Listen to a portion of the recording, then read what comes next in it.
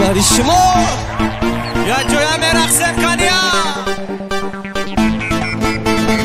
ای یار نگو مرا دیگر تو تنها رفته تو بیرا از تو جدا از تو من ندیدایم نیشم حواس دیگر نیام این سزا درد و جفا بس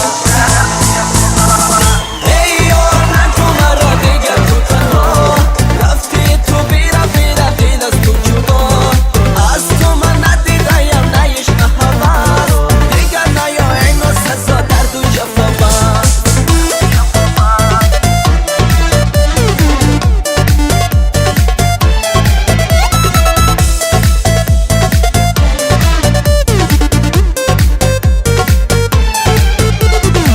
رفته دور از برم عشق غم پرورم وای از این عاشقی سختم بالو پرم ای ستمگر روزی من بر در دعا و فیغان ای نگاری بیگانم پرور قدر عشقم بیدار ای ستمگر توزی من بر در دعا و فیغان ای نگاری بیگانم پرور قدر عشقم بیدار ای یار نگو مرا دیگر تو تنها رفتی تو بیرا از تو جدا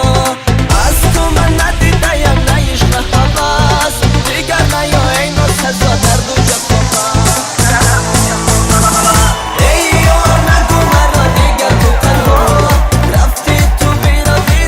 از تو جدا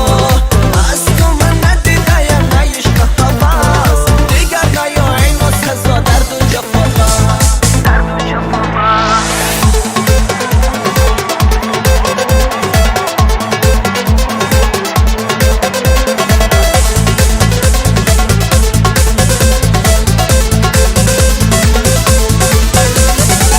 بعد صد رنج تو من نمینم خدا از دلم میبرم این همه غصه ها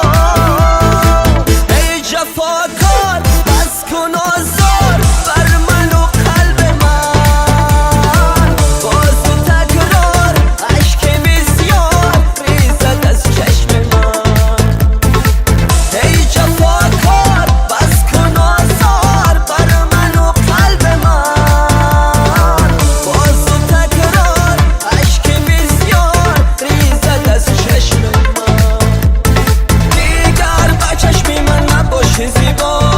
هرگز نبودی تو عاشق شهیدا از رنج زیادی تو دل گشته خسته آینه عشق و وفا